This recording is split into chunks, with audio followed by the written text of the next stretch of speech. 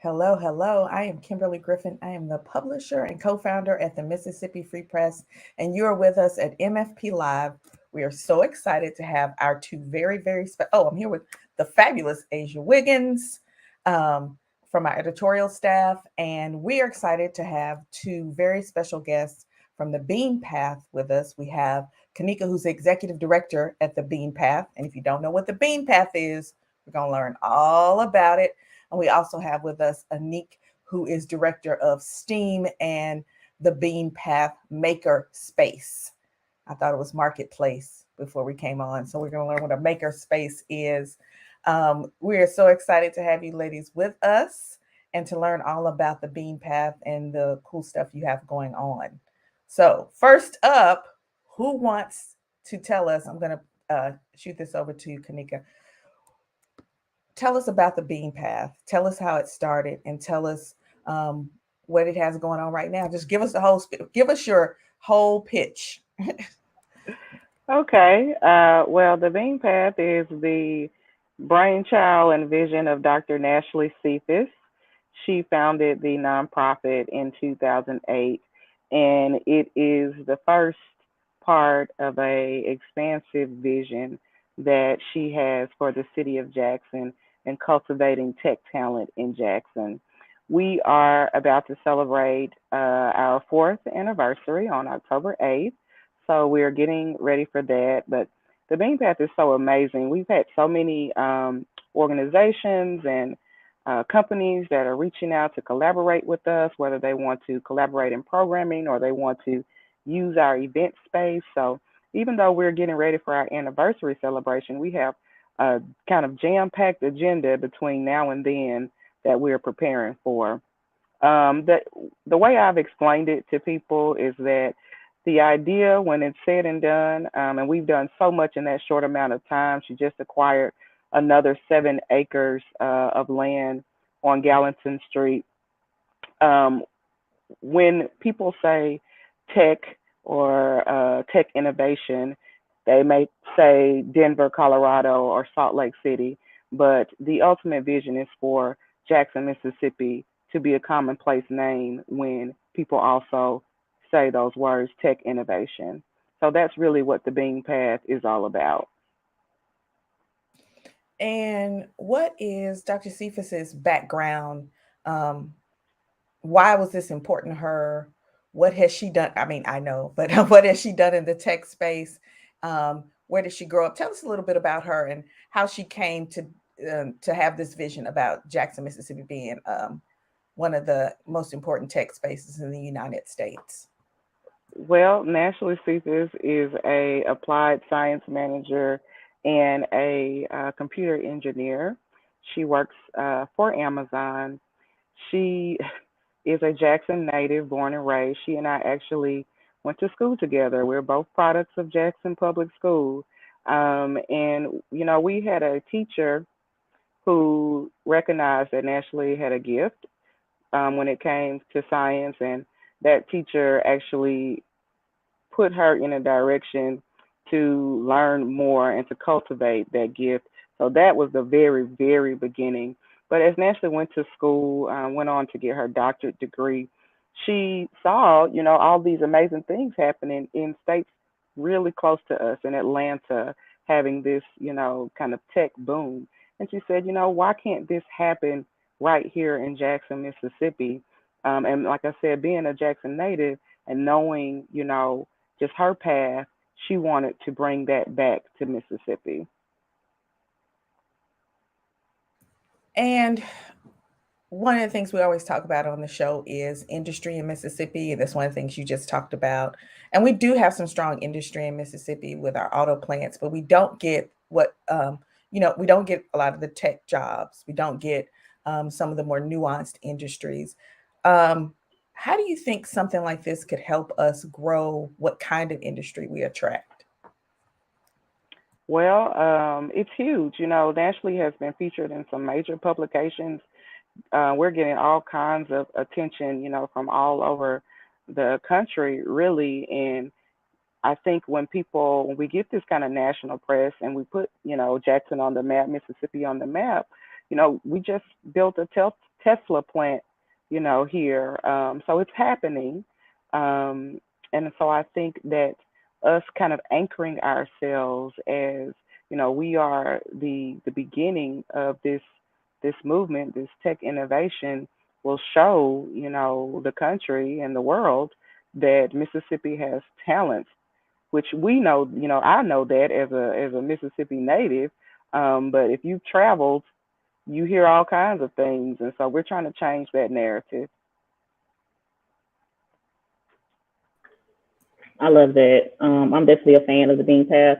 I love the work that you guys are doing. So when you talk about changing the narrative, what has it been like, trying to build something like this innovative in Mississippi? What has been the pushback you've gotten, not from outsiders and from people from the state? Well, a lot of it, well, I can say from a business standpoint, we've had some pushback and just trying to get the capital that we need. But, like I said, as Nashley has gotten more and more press, some of those same people who were closing the door are now picking up the phone and saying, hey, we want to collaborate now. So a part of it, I think, she's such a visionary, and it's not always easy to sell people on something that they haven't seen before. But even what she's done so far is so amazing. When we tell people that we're on Gallatin Street, they say, where? They can't even visualize it. I have to give them the bus station as a reference. And then they drive through there and they see, they're like, wow, this is amazing. She's transformed an area that had been neglected for years into something viable. I love that. Anik, you have anything to add to that question, as well as introducing yourself and how you became a part of the Bean Path team? I became part of the Bean Path because I was lucky enough. I'm a big admirer of everything that Nashley is doing, and actually, in response to how people view Mississippi as an outsider, but who now views Mississippi as her American home. The talent, as Kanika said, the talent is here. We all know that. The creativity is here. We all know that. And what Nashley is doing is she's changing that narrative by showing people. She's just doing it. And with such a strong visionary that the Bean Path is coming up to its 4-year anniversary, and she will not stop. If anyone's going to make a difference, it's Dr. Cephas.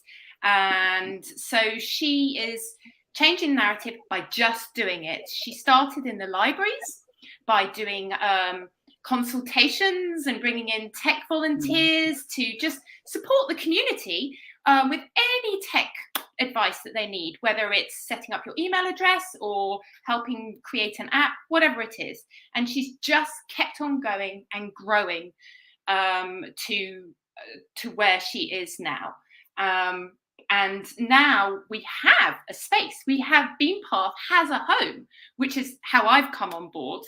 My area is STEAM, which includes tech, which is like the major tool and component of STEAM and STEAM education. But so we've just, with the spirit of Dr. Cephas, we are just doing these programs. We got the building up and running. Walked in this year. We've had summer schools. We had a STEAM immersion program this summer with JPS kids. We also had a week educators camp in STEAM and Maker, and how you can bring that into the classroom and how you can bring it into your curriculums. And people thinking, oh, what is this? But we do it. People come. They love it. They tell other people, and so it continues. So it's just a question of putting your head down and doing it, as Dr. Cephas has kind of shown and led the way.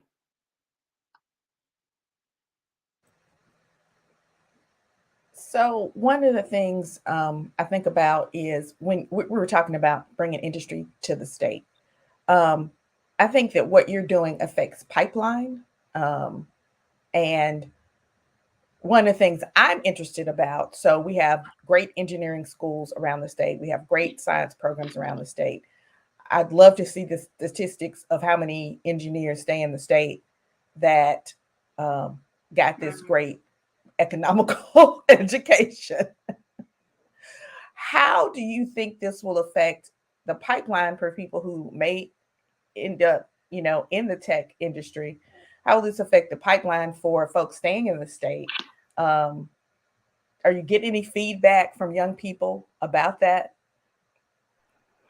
Well, I met with the Mississippi Women for Progress earlier in the week, and one of the things that I discussed was this amazing opportunity that we have to create a workforce pathway to funnel our young kids in schools into a career in the tech industry.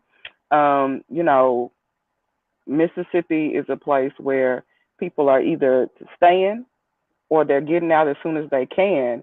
And I think when we can show that we can, give the people the education, the training, create these dynamic experiences and then funnel them into a career where they can have a quality of life, they're likely to stay. I really feel that it will help prevent the brain drain. So that's why our programming, we have programming for middle school age children all the way up to adults, because we are about cultivating that next generation of tech experts.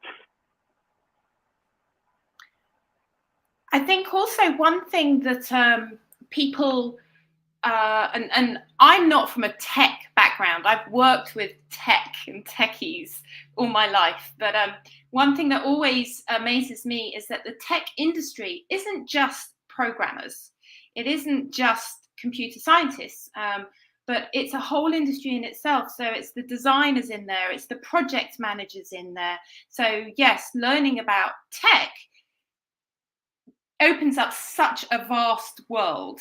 So opening up, exposing our young people and people that are looking for career changes to what is available to them by looking at this world of tech, I think can really shift people's attitude as to staying or leaving. Also, it's a two-way thing.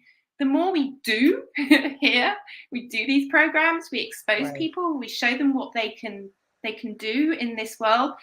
It also encourages people to come here as well, because we're at the forefront here. This is an exciting, this is an exciting space. This is raw. We're at the very beginning of everything that we're doing, and when things are raw and at the beginning, it can attract a lot of talent in itself as well. So I'd love for you to talk. You talked about your programs a little bit, but as a person who is not in the industry, some of us aren't. Tell us what your summer looked like, what you were doing with young people, what you continue to do with young people. What is a Makerspace? What can I do there? I heard something about a 3D thing I can make down there, and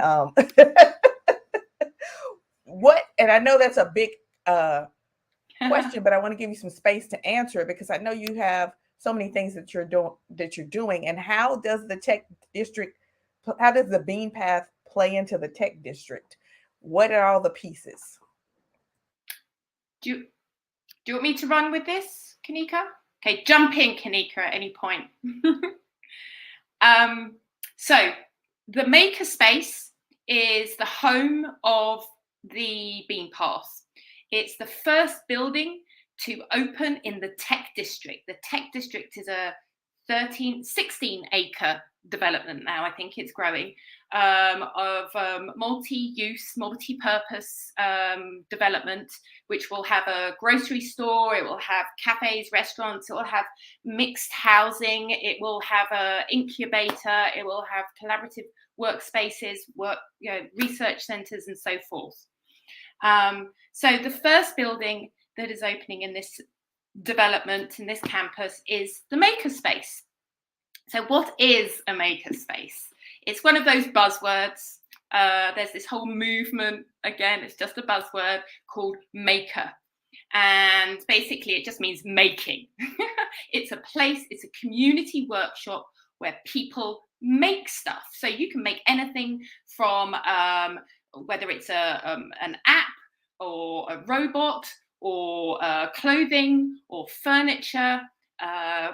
We prototyping. The list is endless. Whatever you make, we do. We don't do culinary at the moment. We'd love to support, but that's another story. And anyway, people like Nick Wallace specialize in that area. I digress. So the Makerspace is a home for creatives in general. And when I say creatives, the word I use very loosely, because I think the modern day creative is not just somebody that makes beautiful art. It's Nashli is incredibly creative. She's building this amazing business and this amazing district. So we cater to creatives across the community, which includes not only students and regular hobbyists and so forth who want to make things, but also entrepreneurs. So our space is full of machinery and experts, and that's what we offer. With these machinery and experts, we have programs to train how to use it, and we encourage people. We're going to be developing more and more meetups where people can come and share and exchange their ideas and their skill sets and so forth.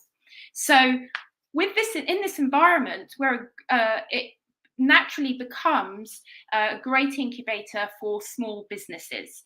And I say this in such a cocksure fashion because makerspaces are all over the world. It's been proven. And Mississippi and Jackson is ripe for it. So for a small business, this is like a risk-free way of expanding your business in the sense that you buy a membership and you're able to use these these machinery. So we have things like 3D printers and laser cutters, which are really useful for people creating prototypes. It's also really useful for speeding up the process of engraving and cutting things up or whatever you may need to do. So we can support small businesses with our machinery that it would cost them a lot of money and an investment to buy this kind of machinery for themselves, but they can come along, we train them up, we support them to do whatever they need to do with it, show them what are the opportunities, and so it's a risk-free environment for them to develop their business and also have a space to develop it rather than it growing on their kitchen table and taking over. Does that kind of give you a picture? Yeah, the words you use, we have the experts and the machinery. That was so crystal clear. That's what I need to say then. Yeah, I was like, wow, that was crystal clear. I'd love for you to tell us a little bit about, I know you started in the libraries and that, providing expertise, but I'd love for you to talk a little bit about what you've done and are doing with young people, what you've done this summer, if you've done anything, what your plans are, because I think, I'll leave it at that.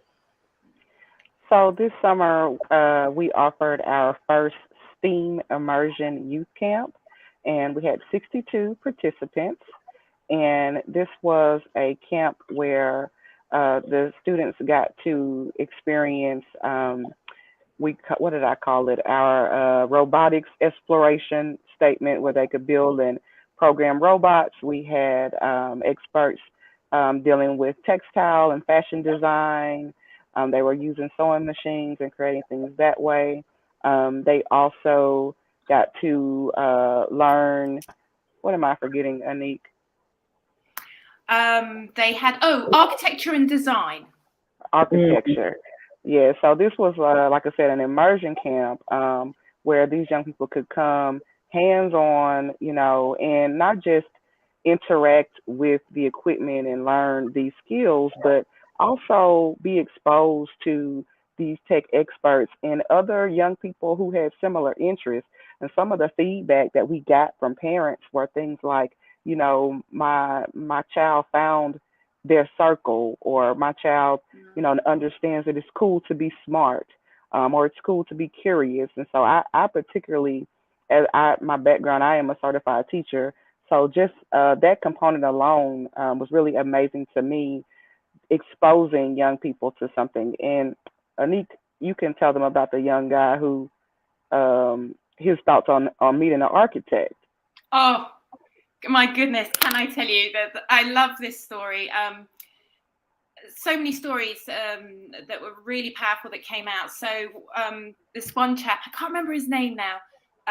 He was, what he said at the end was that so he got a lot out of actually meeting one of the architects that supported the program. So this chap, Greg Durrell, would come in, and some of his people would come in and work with them on the projects and talk to them about being an architect.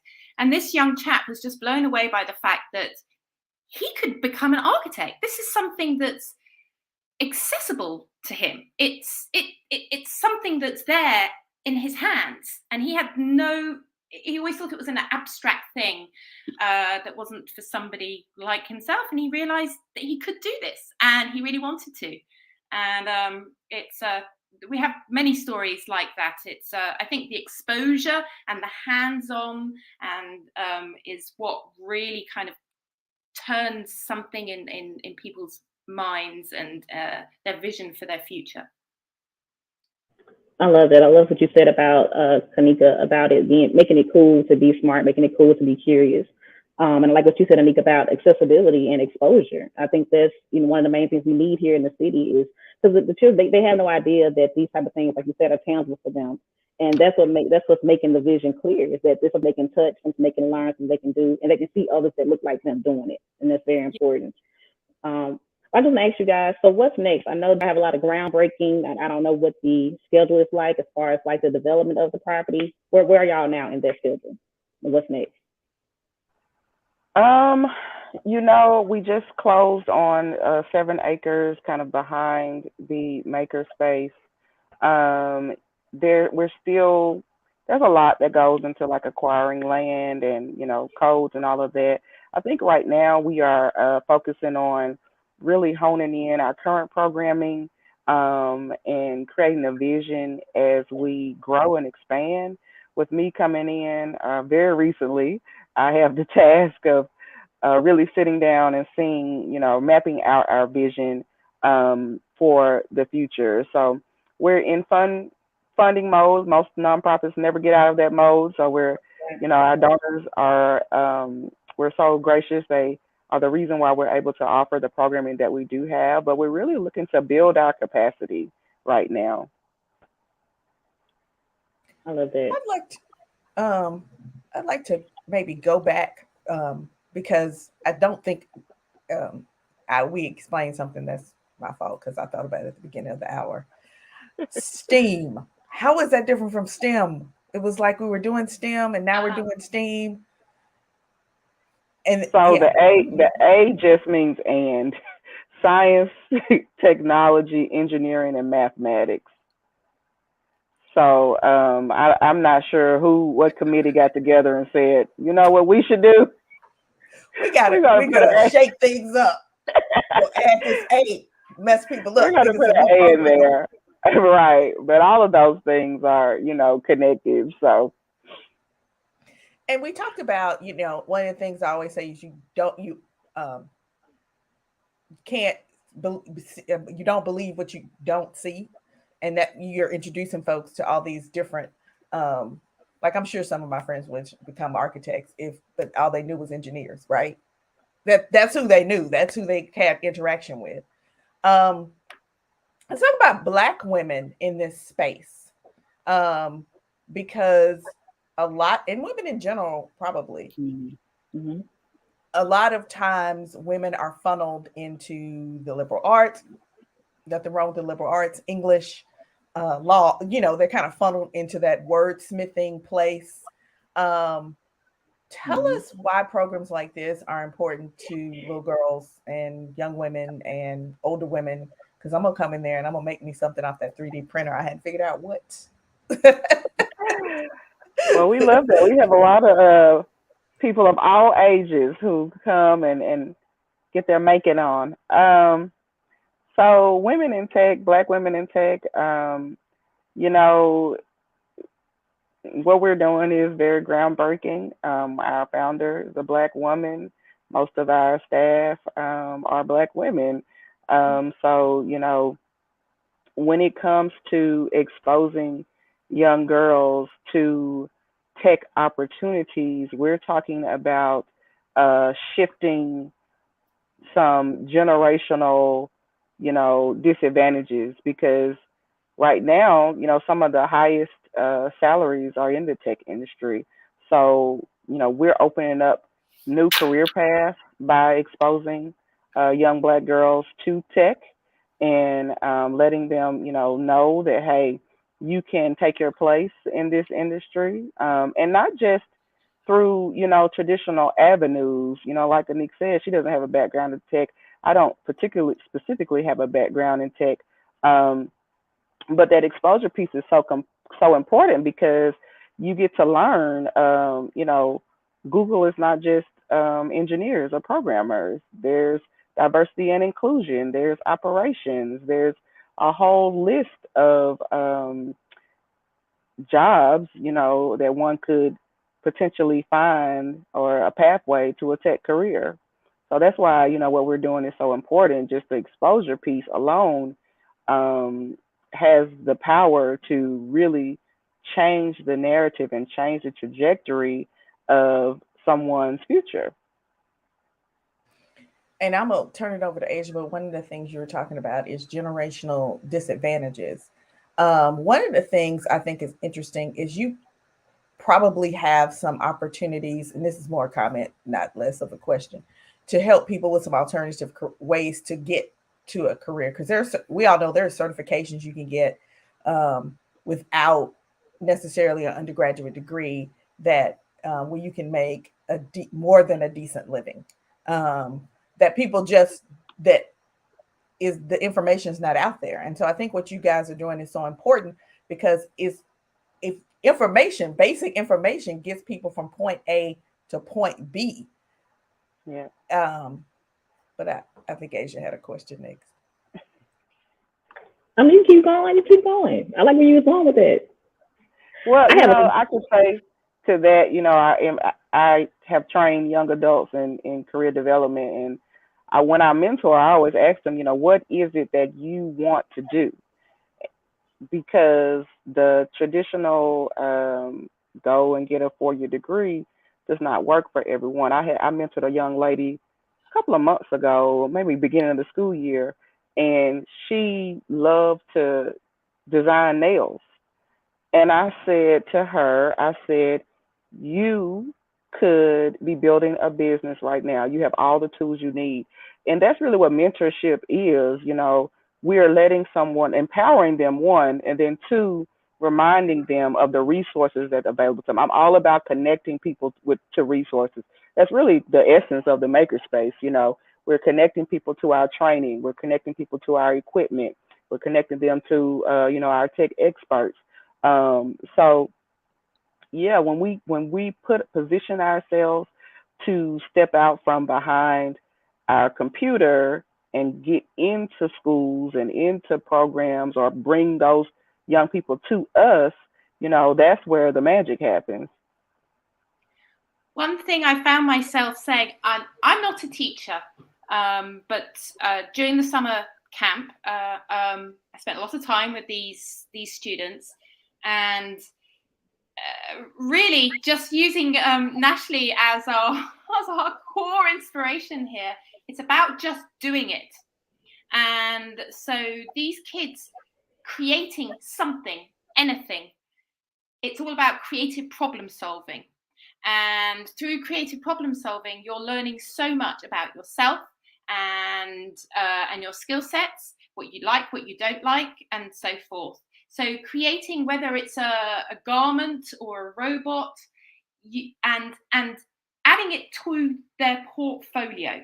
So having a portfolio of things that you have done, whether that is the end goal of where you want your job to be, etc., that is important. So as Kanika said, not university isn't necessarily the path for everybody. And so today is a world of portfolios. So coming into a makerspace, you can explore and grow your portfolio in a safe way in that environment. And so I'm going to finish saying this by saying, Kimberly, come in. We'll just show you how easy the laser cutter is. And I swear this happens all the time. It happened to me. You get shown how to do it. You go, oh, can I do that? And can I do that? Oh, and if I press this here and then I do that, and then you're off and running. And before you know it, you're creating, you're designing, and your ideas are buzzing. And then you have something. And then it's, what do I do with this something? Oh, okay, well, maybe I put it on Etsy and sell it, or wherever you want to take it. That's super cool. Okay, so we have a question from Facebook from Brian. Sorry, Brian, it's been like 15 minutes since you asked this question. I'm sorry about that. But we have on the screen, how much do our politics play in industry? How much does politics affect tech coming into the state? And you both can kind of take a stab at that.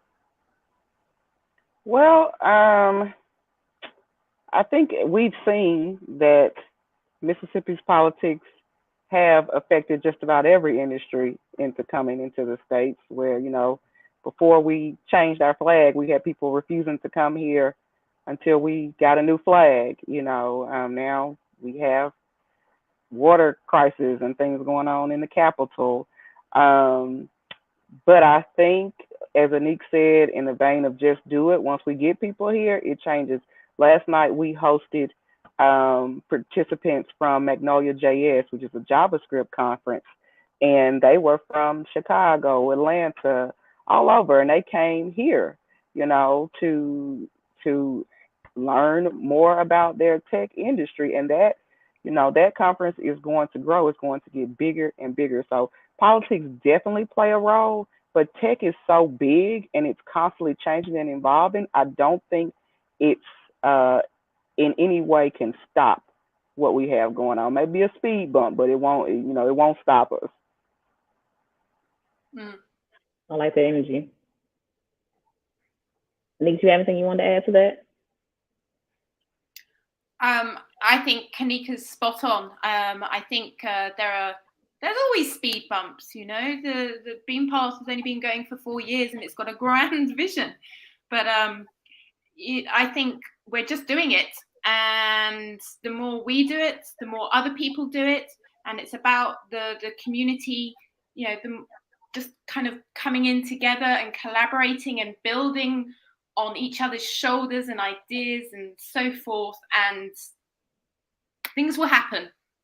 But that's life. And, you know, I think the community will prevail at the end of the day, because the community is really strong here, and it's really creative, and it's really resilient.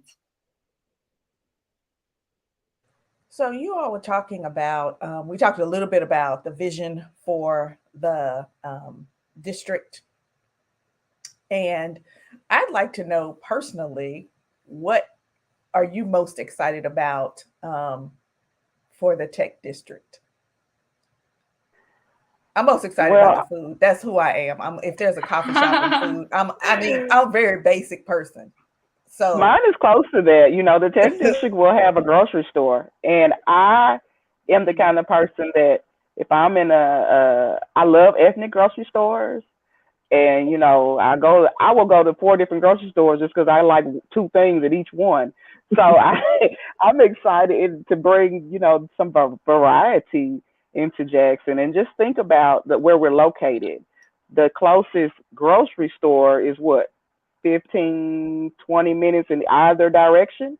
Either you're going to West Jackson and you've got Western Plaza, or you're going all the way to Fondren to go to, y'all know I've been in Jackson a long time. I'm about to say McDade's. It's not McDade's anymore.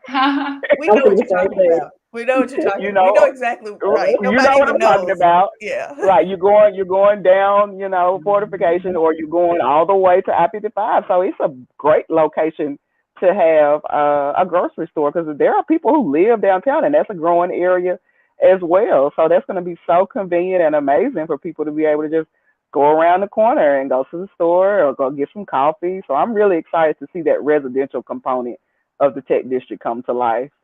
our petty Corner producer. market, yes. But we're supposed to make sure we have. I was gonna say it right Thank now. you. Thank you. Well, I brought that up, and I do want to hear Anik's answer. But I brought that up because I think what we need to realize when we're talking about these innovative spaces that you all are creating is that it's more when you create an innovative space, it is more than just a place where I go make something and then I go home. Even if you weren't intentionally planning this, it will still happen because it's a multi-layered effect when you have these innovative spaces.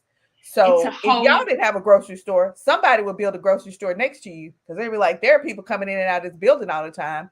They don't want to stop when they go home. I'll be across the street, right?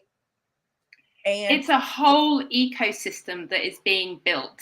It's a whole, right. Actually, I'm sorry to talk over you. I'm terrible at that when I get excited.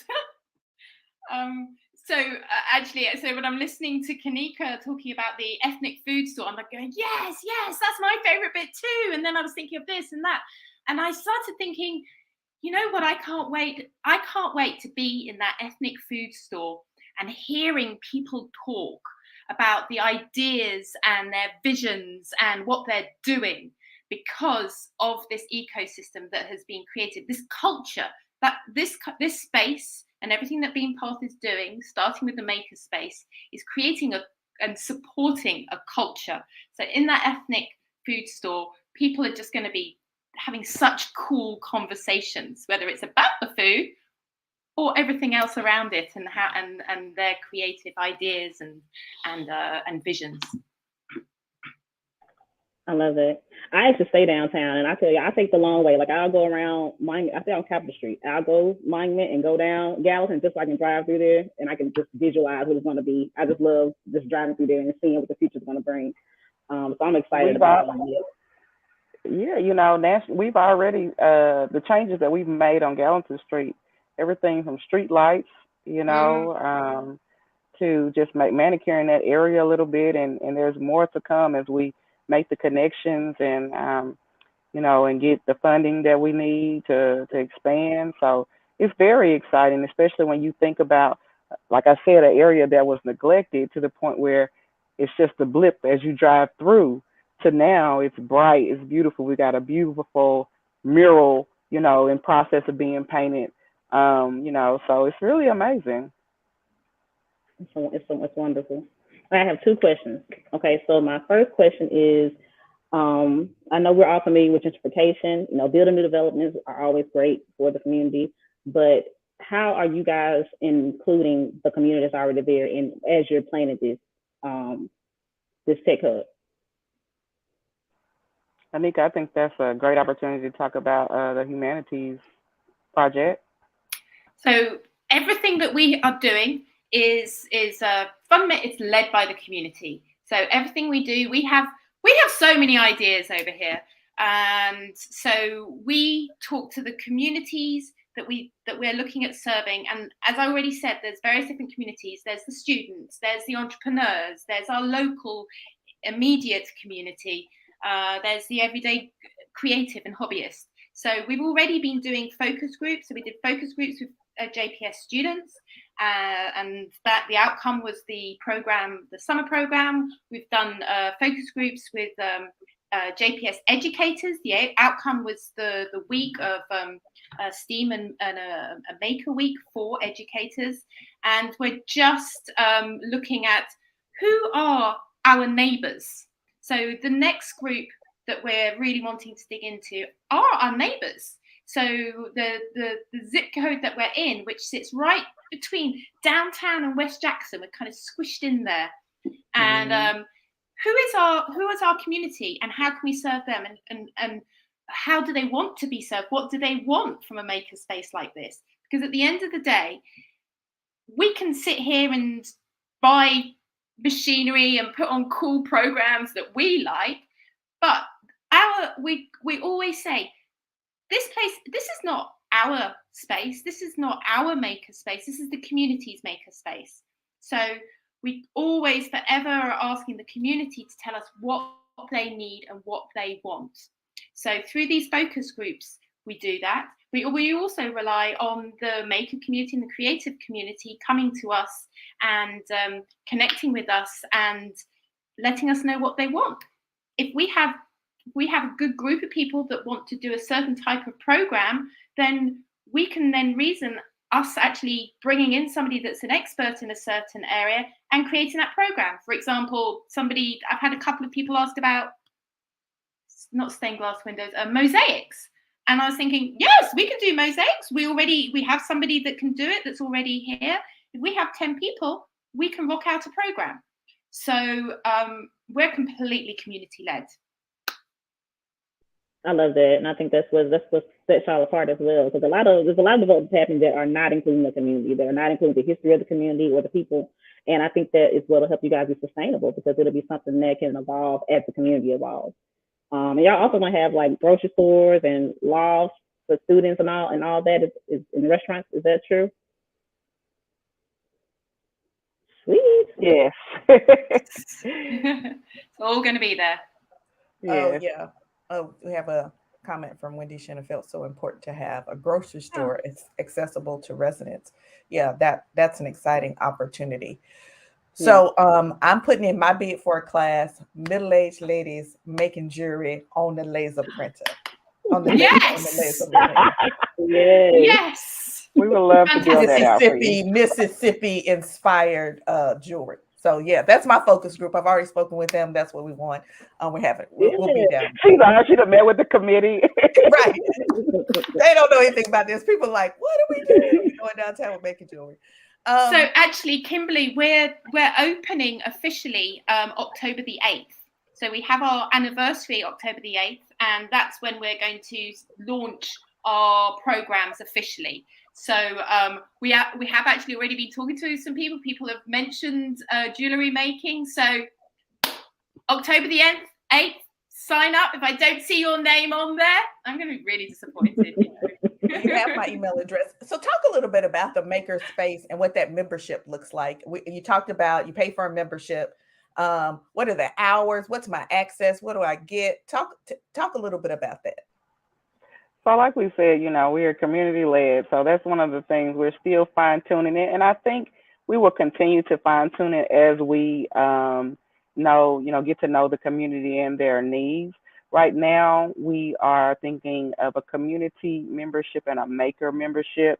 And so these both will give you access at different levels to the Makerspace and to equipment and resources. We want to make sure that we're doing it in a way that's sustainable for us while we are still able to meet the needs of the community. We also have a membership that we're developing. We're just finalizing all of this as we speak. So we've got our countdown to have it ready for everybody out there on the website for the opening day on the anniversary. We also have a partnership with Credit Hope Union. Oh my goodness, I'm sorry. Hope Credit Union. Thank you. So for entrepreneur makers as well, they can have support with financial tools and business plans and so forth, depending on their level of where they are with their business, whether it's just an idea or whether they're actually already a sustained business. So we're just sealing what those pockets of membership are as we speak. We talk about impact a lot. We have something where we can connect with our community with that Asia spearheads called Solution Circles, where we talk with people from around the state about systemic issues affecting them in their communities, whether it be from how we, how to survive another pandemic. We hope that doesn't happen, but also, policing, violence, healthcare. We kind of hit all kinds of topics. And so one of the things you all talk about is talking with your community and finding out what they want and what they need. When you were talking about the young people meeting folks that they would not have necessarily met, and you may not have these stories yet because we in America want things instantly, but so you may not have these stories yet, but can you talk a little bit about what impact have you seen someone leave the Bean Path and go on to do X, or start that small business, get on Etsy. What are you seeing? What are the fruits of your labor so far? I think the fruits of our labour, so quite literally we've had just that summer school. I think our fruits of our labour they're not quite that, oh, they've gone and opened a business, but we have people saying, oh, I can do this and I want to open a bit, I'm interested in it. So because we've only predominantly been working with the kids at the moment, we do all the feedback is they want to come back. We are looking at having an after school club. And so we'll be able to, I'm looking forward to seeing some familiar faces from the summer, and we'll be able to take their ideas and thoughts further through the after school programs. We have had people come to us, even though we're not properly open yet, but we've already had one or two people come to us who are, we have an inventor that's actually come to us who is currently prototyping a piece, basically. So I'm hoping that once we have that prototype up and done and it's looking good and it's looking very exciting, something that it looks like could be rolled out over the next couple of weeks or so, then we will have a success story for you. But we're all just starting, so I'm pretty proud of us for the success stories that they have, even though we haven't had somebody go all the way to market quite yet. Kimberly, that would definitely be a long-term indicator of our success. But so far, since we've opened, the Bean Path has directly impacted nearly 1,300 people. 13,000 people in our space. Like I said, our first youth camp, we had 62 participants, and we're looking to grow that in the next year. We've had about 134 community-driven programs, and we're, a source of funding for students and community organizations. We've given out over 10K in scholarships.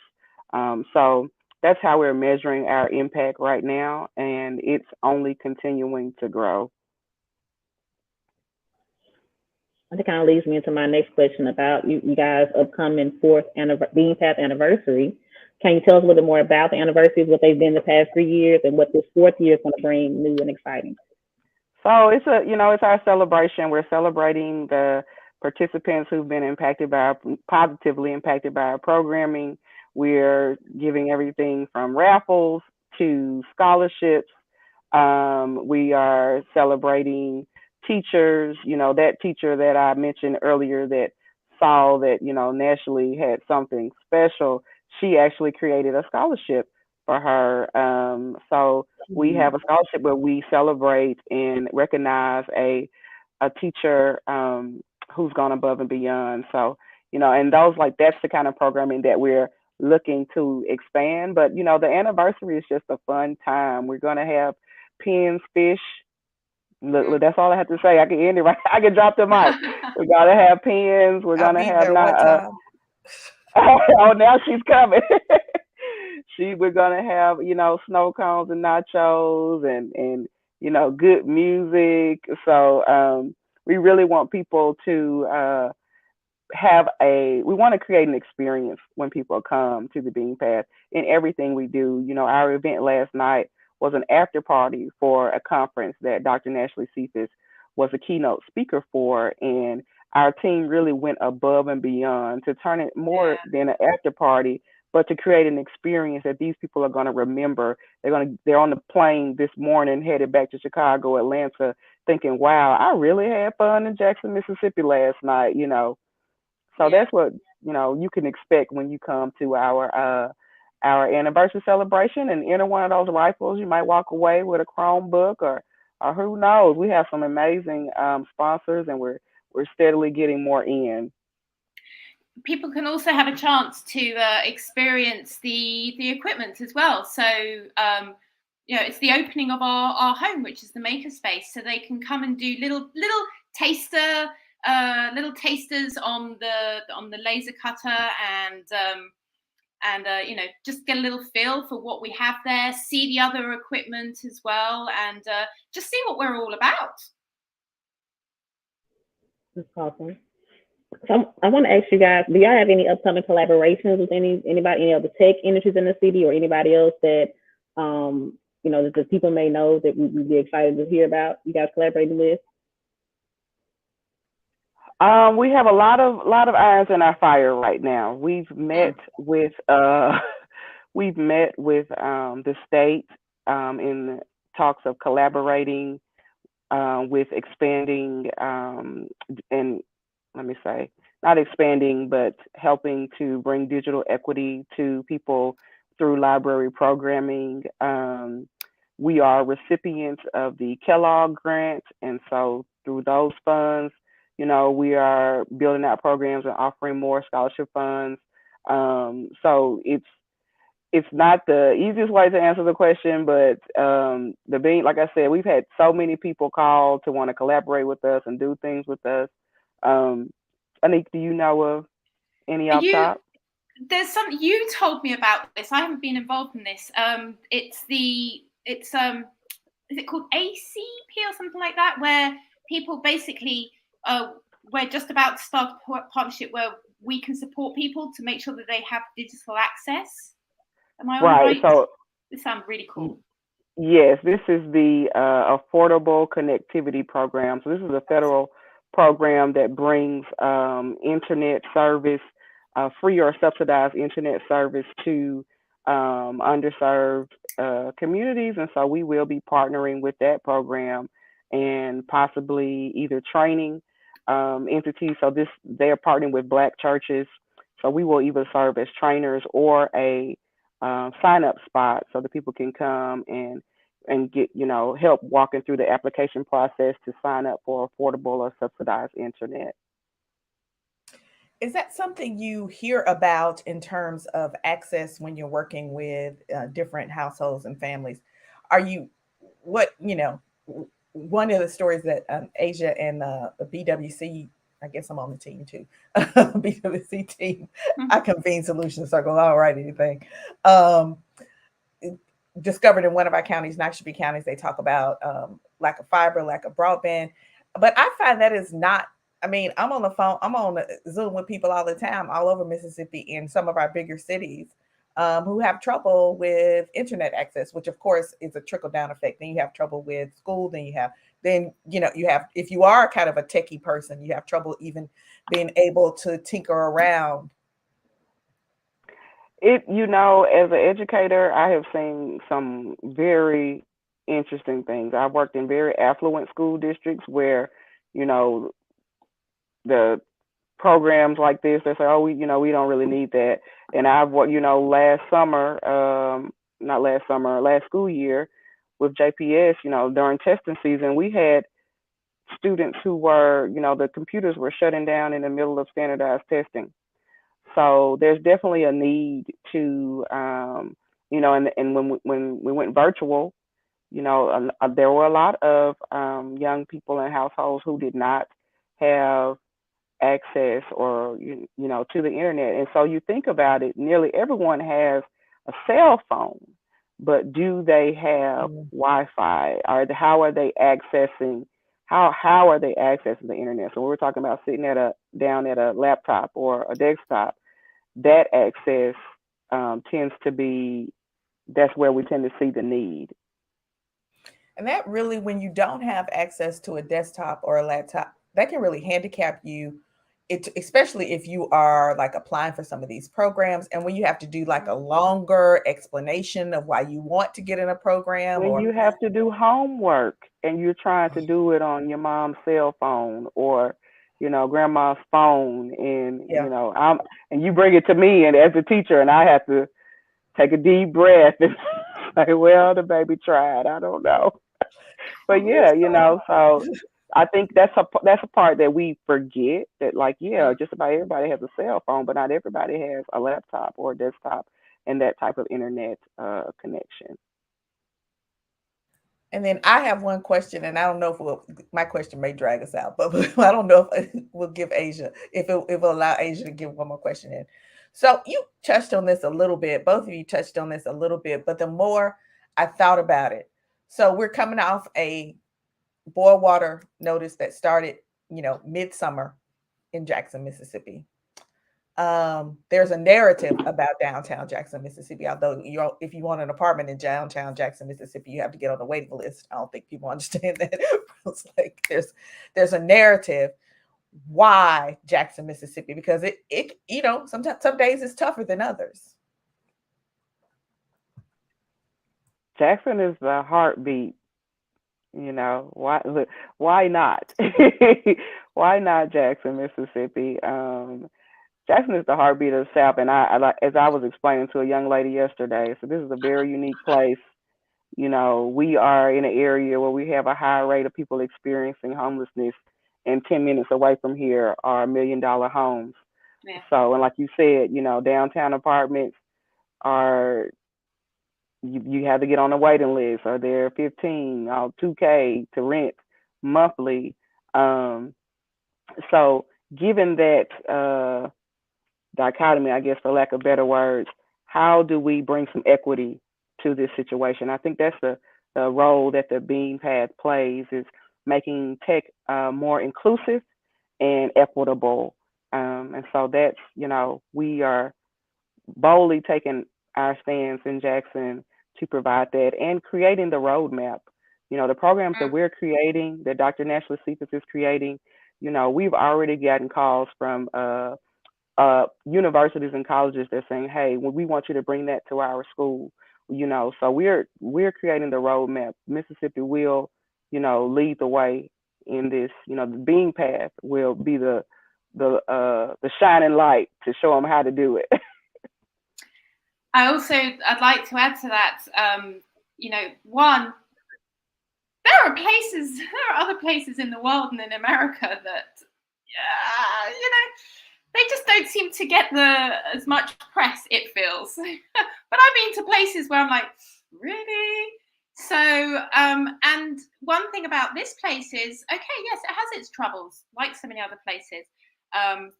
But the thing is, the community is really strong here. And as an outsider, there's a reason why I keep coming back. There's a reason why I can't leave and I want to stay.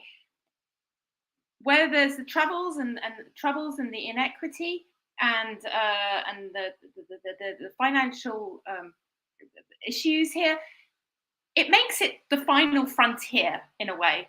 And the thing is, the community are up for it.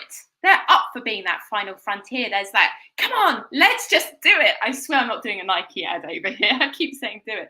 But that's what it's all about. And also, the tech community and true creatives, they're excited by that. Give people the chance and a little bit of exposure, and they'll run with it. And that's what's here, being, if you want to put it that way, the final frontier. But it's also attractive to outsiders as well. Once they see what we're doing here with the tech district, people will want to come here because we have the space and the capacity to move so much further. When if you're in somewhere like LA, you can't move anywhere. You can't, like, the ceiling, that's like, there's 1,000 right people. Exactly. It's oversaturated. So we have, like, fresh ground here. And I don't think people realize how many people are looking at Mississippi right now. Everybody thinks that it's going to blow up overnight, but people are really investing in Jackson and have been for the past 10, 15 years. So if you live in West Jackson, you've gotten the postcard in the mail that says, we'll buy your house. Just give it to us. There is something valuable here in Jackson, Mississippi. And the powers that people know it, but we could talk about that. That'll be a whole other conversation, but you're right. It's wide open.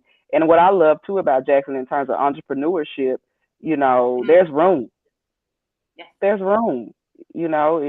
If you, we got, there's a young lady who opened up a music studio in Highland Village. She's one piano teacher with a music studio. I could open up another one down the street. We're not competing. We could collaborate. Like, there's room for growth and collaboration here. Exactly. Yeah. So I think all of these quotes that you all have done tonight, y'all should put it on your merch. They were so good. Yeah, that was so good.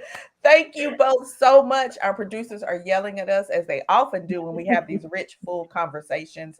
Thank you, everyone who has joined us, whether you're watching this live, watch it on Facebook, YouTube, or if you or if you're watching the replay. We're so glad to have you along for the journey.